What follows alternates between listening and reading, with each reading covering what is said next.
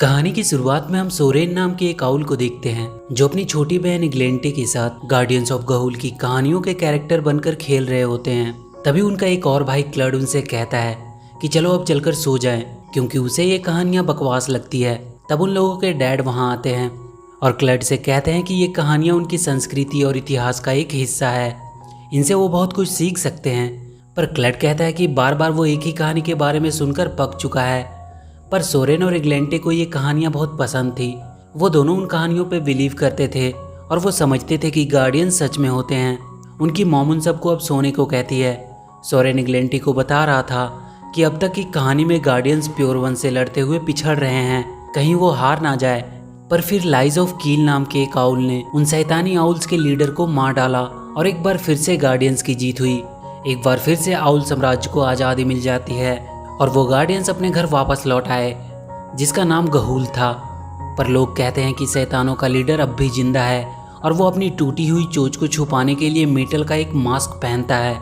पर तभी सोरेन को रोकते हुए क्लड कहता है कि वो ये बकवास कहानी उसे सुनाना बंद करे, क्योंकि ऐसा कुछ भी रियल नहीं हुआ था। उनके डैड ने उन्हें कहानियां सुना सुनाकर उनका दिमाग खराब कर दिया है। अगले दिन सोरेन और क्लड को उसके डैड उड़ने की ट्रेनिंग दे रहे होते हैं। क्लड उड़कर दिखाता है और अपने डैड से कहता है कि वो सबसे अच्छा उड़ सकता है। पर उसके डैड उससे कहते हैं कि वो अपने पंखों की आवाज़ को थोड़ा कम करे, उसकी आवाज़ सुनकर शिकार भाग सकते हैं। कुछ देर उनके डैड उन दोनों को उड़ने की ट्रेनिंग देते हैं। उसके बाद उन्हें वहीं छोड़कर वो उनकी मॉम के साथ शिकार पे निकल जाते हैं। क्लड और सोरेन वापस अपने घोंसले में आ जाते हैं, जहाँ उनकी मेड मिसेस पी उसकी बहन इग्लेंटे की देखभाल कर रही होती है। सोरेन एक बार फिर से क्लड को उड़ने की प्रैक्टिस करने को कहता है और वो अपने घोंसले से बाहर आकर उड़ने की कोशिश करने लगते हैं। पर उन दोनों का बैलेंस बिगड़ने की वजह से वो वहाँ से नीचे गिर जाते हैं। वो दोनों बहुत डरने लगते हैं, क्योंकि उन्हें उड़ना नहीं आता था और अब वो ऊपर अपने घोंसले में भी नहीं जा सकते थे। तभी अचानक से एक बड़ा सा रैट उन पर हमला करता है। वो दोनों किसी तरह से एक दूसरे को बचाने की कोशिश करने लगते हैं। तभी वहाँ कुछ आउल्स आते हैं जो उन दोनों को अपने पंजों में उठाकर कहीं ले जाने लगते हैं। सोरेन देखता है वहाँ बहुत सारे आउल्स थे जो अपने अपने पंजों में कई सारे आउल्स को कहीं लेकर जा रहे होते हैं। वहाँ उसे गिल्फी नाम की एक आउल मिलती है जो उसे बताती है कि वो उसे डिजर्ट से उठाकर ले आए। वो सारे आउल्स को लेकर पहाड़ों की एक गुफा तक ले आते हैं। वो उन सबको अपना गुलाम बनाने वाले थे और कुछ को अपनी प्योर वंश सेना में शामिल करने वाले थे। वहाँ का एक हेड आउल जिसका नाम ग्रिम्बल था, वो उनसे कहता है कि आज से वो सब उनके राजा हाईटाइटोस की सेवा करेंगे। तभी वहाँ हाईटाइटोस की पत्नी नायरा आती है। वो सबसे कहती है कि कुछ दिन उन्हें उनकी घर की याद आएगी, उसके बाद उन सबको यहाँ की आदत हो जाएगी। पर तभी गिल्फी और सोरेन उसका विरोध करते हैं और कहते हैं कि उन्हें उनके घर वापस जाने दे। नायरा उन दोनों के पास आती है और उन दोनों को सामान उठाने वाली कैटेगरी में डाल देती है। उसके बाद वो क्लड की तरफ बढ़ती है। वो उससे कहती है कि तुम अपने भाई की तरह सामान उठाने का काम करना पसंद करोगे या प्योर वंश के बहादुर सिपाही बनना चाहोगे। क्लड उनकी सेना में शामिल होने के लिए मान जाता है। सोरेन और गिल्फी को बाकी आउल्स के साथ कहीं और ले जाया जाता है। उन्हें अपना चेहरा चांद की तरफ करके सो जाने को कहा जाता है। गिल्फी सोरेन से कहती है कि उन्हें नहीं सोना चाहिए, क्योंकि उसके रेगिस्तान में भी कई बार ऐसे ही आउल्स थक कर सो जाते हैं। पर जब वो उठते हैं तो वो पहले की तरह नहीं रहते, वो भूल जाते हैं कि वो कौन है। वो दोनों बाकी आउल्स की तरह सिर्फ सोने का नाटक करते हैं और अगले सुबह जब सारे आउल्स उठते हैं तो वो पूरी तरह से गुलाम बन चुके थे। वो सब उनके इशारों पर चलने लगते हैं। सोरेन और गिल्फी भी नाटक करते हुए उनके साथ जाने लगते हैं। उन सबको वहाँ के प्लेटोरियम में लाया जाता है। वहाँ नायरा सिपाही बनने वाले आउल्स को उड़ने की ट्रेनिंग दे रही थी ताकि वो एक अच्छे सिपाही बन सके। उन सारे गुलाम आउल्स को एक पैलेट दिया जाता है, जिसमें से उन सबको एक मेटल फ्लेक्स ढूंढ कर निकालना था, जिसे वो एक जगह कलेक्ट कर रहे थे। वो सोरेन को एक फ्लेक्स देते हैं और उसे बाकी के फ्लेक्स के पास रखने को भेजते हैं। उन फ्लेक्स की पावर का सोरेन पे बुरा असर पड़ रहा था। वहाँ कुछ बैट्स थे जिन पर इन फ्लेक्स की पावर का कोई असर नहीं था और वही बैट्स उन फ्लेक्स को अपने पास रख रहे थे। ये सब देखकर सोरेन को एक बात तो पता चल चुकी थी कि ये लोग कुछ बहुत बुरा करने वाले हैं। वो गिल्फी से कहता है कि उन्हें जल्दी से यहाँ से बाहर निकलना होगा। आगे हम हाईटाइटोस को एक आउल से बात करते हुए देखते हैं। वो कह रहा था कि बहुत सारे फ्लेक्स के इकट्ठा हो जाने के बाद वो लोग अपने दुश्मनों के लिए एक जाल बिछाएंगे और फिर उन सबको अपना गुलाम बना लेंगे। इधर ग्रिम्बल नाम का एक आउल जब सोरेन को वहाँ से बाहर जाने की बात करते हुए सुनता है तो वो उन दोनों को अपने साथ ले आता है। वो उन्हें एक अलग जगह पे ले आता है। वो उनसे कहता है कि वो उन्हें उड़ना सिखाएगा। ग्रिम्बल उन्हें बताता है कि प्योर वंश ने उसके राज्य पर हमला किया था और उसके परिवार को अपने साथ ले गया और उसे कहा गया था कि जब तक वो उनके लिए काम करता रहेगा वो उसके परिवार को कुछ नहीं करेगा। पर अब उसे लगता है कि वो उनका साथ देकर बहुत बड़ी गलती कर रहा है और वो उन्हें उड़ना सिखाने लगता है। इधर नायरा उन सिपाही बनने वाले सारे आउल्स का एक टेस्ट लेती है ताकि वो जान सके कि कौन उनमें सबसे बेस्ट है। उस टेस्ट में क्लड सबसे आगे रहता है। नायरा उसकी तारीफ करती है। वो क्लड से कहती है कि क्या तुम्हारा भाई सोरेन भी तुम्हारी तरह उड़ सकता है। वो उसे अपने साथ लेकर सोरेन को समझाने जाती है कि वो भी उनके ग्रुप में शामिल हो जाए। ग्रिम्बल अभी भी सोरेन और गिल्फी को उड़ना सिखा रहा होता है। वो उनसे कहता है कि उन्हें अगर अपने घर जाना है तो उन्हें जल्दी से उड़ना सीखना होगा। वो उन्हें बताता है कि उनका असली घर गाहुल है, पर वहां तक पहुंचने के लिए उन्हें पहले होलेमेर समुद्र के टापू पे जाना होगा। वहाँ एक पुराना जंगल में गाहुल ट्री है जहाँ सच्चे और ईमानदार आउल्स रहते हैं और उन्हें गार्डियंस कहा जाता है। पर तभी वहाँ नायरा और क्लड आते हैं। ग्रिम्बल सोरेन से तुरंत वहाँ से भाग जाने को कहता है। नायरा उसे रोकने के लिए जाती है पर ग्रिम्बल उसे उन तक पहुँचने से रोकता है। सोरेन और गिल्फी पहाड़ के किनारे तक पहुँच जाते हैं पर वो वहाँ से कूदकर उड़ने से डर रहे थे। ग्रिम्बल तब तक नायरा को रोक के रखे हुए था। वो क्लड से भी सोरेन के साथ भाग जाने को कहता है पर वो उनके साथ जाने से मना कर देता है और तब तक नायरा भी ग्रिम्बल के पंजों से छूट जाती है। सोरेन और गिल्फी वहाँ से कूदकर उड़ने लगते हैं। नायरा उनका पीछा कर रही होती है। ग्रिम्बल अब भी उसे रोकने की पूरी कोशिश कर रहा होता है पर बहुत जल्द नायरा उसे मार देती है। वो दोनों एक पहाड़ के छोटे से दरार से होकर भाग जाते हैं। सोरेन और गिल्फी अब आज़ाद हो चुके थे। वो दोनों बहुत खुश थे क्योंकि अब वो उड़ सकते थे। वो दोनों वहाँ से गाहुल की तरफ निकल जाते हैं। इधर नायरा क्लड से कह रही होती है कि उसके पास आज भागने का अच्छा मौका था पर फिर भी वो उनके साथ नहीं गया। वो जरूर प्योर वंश का एक महान सिपाही बनेगा। वो उससे कहती है कि वो उसके सिपाही बनने में उसकी मदद करेगी पर उसके बदले में वो उसे क्या दे सकता है क्योंकि उसका भाई तो वहाँ से भाग गया। क्लड कहता है कि उसकी एक बहन है, वो बहुत बहादुर है, वो जरूर उनकी सेना में शामिल होकर एक महान सिपाही बनेगी। नायरा उसकी बहन को उसके पास लेकर आने को कहती है। सोरेन और गिल्फी उड़ते उड़ते थक चुके थे। उन्हें रास्ते में डिगर नाम का एक आउल मिलता है। गिल्फी उससे कहती है कि उन्हें आज रात छुपने के लिए एक जगह चाहिए क्योंकि वो लोग गाहुल की तरफ जा रहे हैं। वो उसे अपने घोंसले में ले जाता है।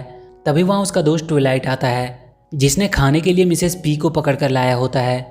वहाँ मिसेस पी सोरेन से मिलकर बहुत खुश होती है। वो कहती है कि उसने उन दोनों को हर जगह ढूंढा। सोरेन ट्विलाइट को बताता है कि ये उसकी मेड मिसेस पी है और इसे वो लोग खा नहीं सकते। वो उसे बताता है कि वो लोग गार्डियंस की खोज में जा रहे हैं ताकि वो उन्हें प्योर वंश के प्लान के बारे में बता सके कि कैसे वो लोग उन सबको गुलाम बनाने वाले हैं। ट्विलाइट और डिगर भी उन सबके साथ जाते हैं। मिसेस पी भी उनके साथ ही होती है। क्लड अपनी बहन ग्लिंटे को भी लेकर हाई टाइटोस के पास आ जाता है। वो बहुत डर रही थी उसे देखकर। सोरेन और उसके लोग हेलोमीर समुद्र के पास तक पहुंच चुके थे। वहां उन्हें इकिडना नाम का एक पॉर्क्यूपाइन मिलता है जो उनसे कहता है कि उसे पहले से ही पता था उनके बारे में कि वो लोग आने वाले हैं। वो उन सबको गार्डियंस तक जाने का रास्ता बताता है। वो उन्हें उन सितारों का पीछा करने को कहता है जिनका पीछा करते हुए वो गार्डियंस तक पहुंच सकते हैं। वो सब अपने सफ़र पे निकल जाते हैं और लगातार उस दिशा में उड़ने लगते हैं। कुछ देर बाद वो घने कोहरे में फंस जाते हैं। उन्हें उड़ने में परेशानी हो रही थी और तभी डिगर के पंख जम जाते हैं। वो गिरने लगता है। सोरेन उसे बचाने के लिए उसके पीछे जाता है पर तभी उसे एक गार्डियंस आउल दिखाई देता है जो डिगर को गिरने से बचा लेता है और एक उसे अपने पीछे आने को कहता है। वो उन सब को लेकर गार्डियंस के शहर गहूल में आते हैं। सोरेन गार्डियंस किंग को सारी बात बताता है कि कैसे प्योरवन सारे आउल्स को गुलाम बनाकर अपनी सेना तैयार कर रहा है और वो बहुत जल्द गहूल पे हमला करने वाले हैं। गार्डियन किंग अपने सिपाही एलेमोर को जाकर पता करने को कहता है कि क्या उनकी बात सच है। एलेमोर अपने साथ कुछ सिपाही लेकर निकल जाता है प्योर वन का पता करने। सोरेन को गहूल में आकर बहुत अच्छा लग रहा था क्योंकि वहाँ के हर आउल को उसकी काबिलियत के हिसाब से काम दिया जाता है। वो वहाँ गार्डियंस बनने की ट्रेनिंग भी लेता है। इधर हाई टाइटोस अपने सैनिकों को बता रहा होता है कि वो लोग प्योर वंस हैं और वो सबसे ताकतवर हैं और इस दुनिया में हमेशा ताकतवर ही राज करते हैं। वो उन्हें बताता है कि कई साल पहले एक कायर आउल लाइज ऑफ किल ने उसके राज को हड़पना चाहा और उस पर हमला किया और इसीलिए उसे अपनी चोट को छुपाने के लिए मेटल का मास्क पहनना पड़ता है। पर अब वक्त आ गया है कि वो गहुल्स पे हमला करके वो सब हासिल करे जो कभी उसका था और सारी दुनिया पे सिर्फ प्योर वंश का राज हो। वहाँ क्लड के साथ एक लेंटे भी थी। वो उसे कह रही थी कि उसे घर जाना है क्योंकि उसे यहाँ ठीक नहीं लग रहा है, पर क्लड उसे सुलाकर बाकी आउल्स के साथ उनका गुलाम बना देता है।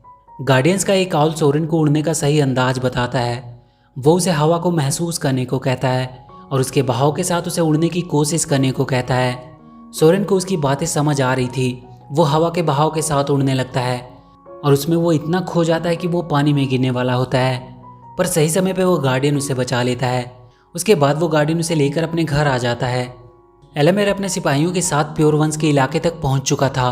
वो सब छुपते हुए कुछ सिपाही पे हमला करते हैं, पर ये सब उन्हें फंसाने के लिए एक ट्रैप था।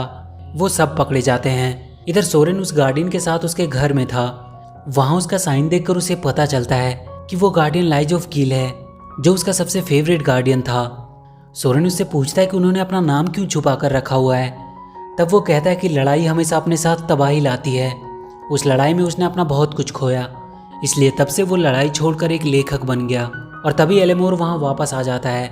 वो अपने साथ 2 घायल आउल को भी लेकर आया था। सोरेन जाकर देखता है वहाँ उसकी बहन इग्लेंटे थी, जो कि अब पूरी तरह से गुलाम बन चुकी थी।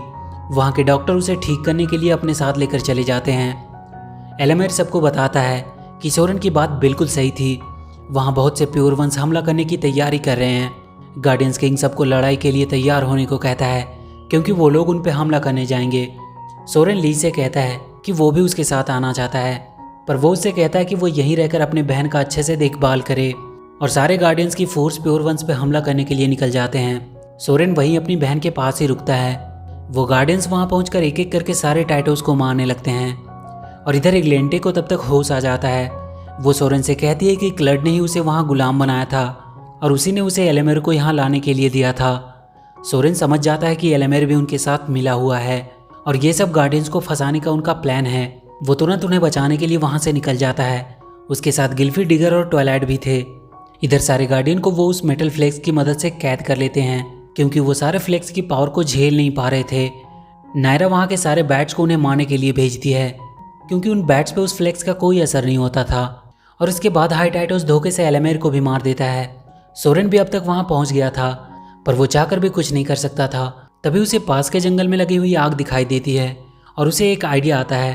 वो वहाँ के लैंप को अपने पंजों में ले लेता है और वहाँ जल रही आग में कूद जाता है और उस लैंप को आग के बीच में से जलाकर बाहर आता है और उस जलते हुए लैंप को उस मेटल फ्लेक्स में डाल देता है, जिसकी वजह से वो बंद हो जाता है और सारे गार्डियंस आज़ाद हो जाते हैं। वो सब मिलकर प्योर वन से लड़ने लगते हैं। वो सारे गार्डियंस उन पर भारी पड़ रहे थे। तभी सोरेन देखता है कि क्लड भी लड़ने आ रहा है। वो उसे रोकने जाता है, पर क्लड उस पर हमला कर देता है और उसे जंगल की आग की तरफ फेंक देता है। सोरेन उसे समझाने की कोशिश कर रहा था कि वो गलत लोगों का साथ दे रहा है, पर क्लड उससे कहता है कि वो उसकी तरह कमजोरों की जिंदगी नहीं जी सकता। वो सोरेन पे हमला करके उसे आग में गिराने की कोशिश करने लगता है, पर इसमें वो खुद अपने हाथों से ही आग में गिरकर मारा जाता है।